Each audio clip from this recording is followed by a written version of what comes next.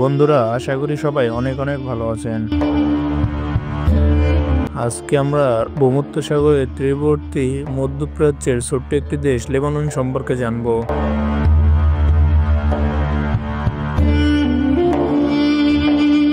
লেবাননের সরকারি নাম লেবানিজ রিপাবলিক।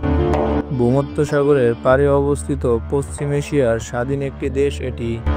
এর উত্তর ও পূর্বে সিরিয়া, দক্ষিণে ইসরায়েল ও পশ্চিমে ভূমধ্যসাগর বেশে সাইপ্রাস অবস্থিত। এটি এমনই এক দেশ যেখানে সব রুচির মানুষ মুগ্ধ হবার জন্য কোনো না কোনো এক উপকরণ খুঁজে পাবেনি।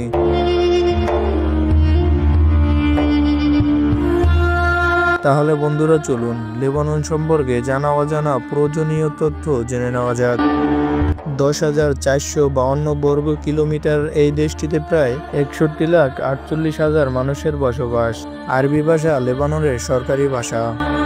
দেশটির 90%-এরও বেশি মানুষ আরবি ভাষায় কথা বলে।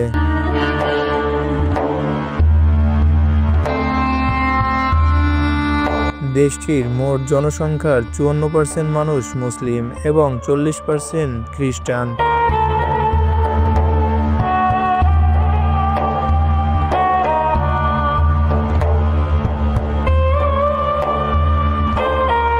বৈরুত লেবাননের রাজধানী ও প্রধান শহর।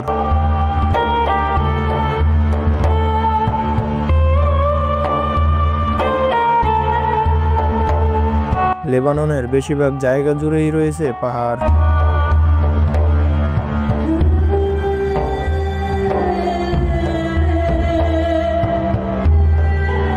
পাহাড়মুক্ত এই জায়গাটুকুই লেবাননের কৃষিকাজের জন্যই বিবেচিত।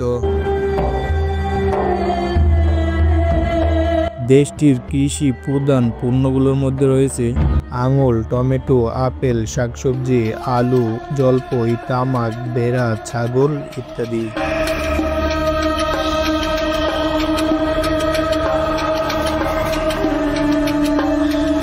দেশটিতে রয়েছে দর্শনীয় ঐতিহাসিক স্থান। এখানকার দর্শনীয় স্থানগুলোর মধ্যে রয়েছে জিটা গ্রেটো ন্যাশনাল মিউজিয়াম অব বৈরুত, কাদিসিয়া উপত্যকা এবং টায়ার। 1959 সালে লেবাননের মানুষ প্রথম টিভির দেখা পায়। বর্তমানে সেখানে 9টি জাতীয় টিভি চ্যানেল আছে।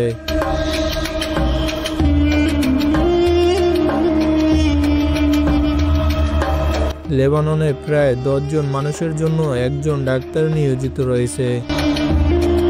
আমাদের সবার প্রিয় কার্টুন টম অ্যান্ড জেরির নির্মাতারা মূলত লেবানিজ নাগরিক।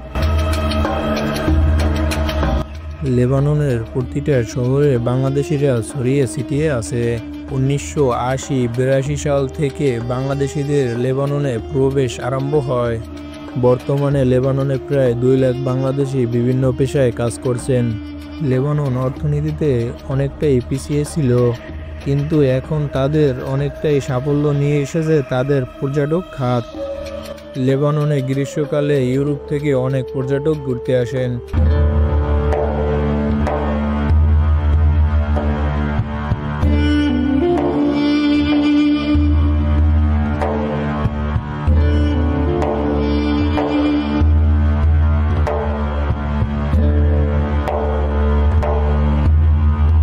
দেশটির আয়ের 67% আসে এই পর্যটক খাত থেকে।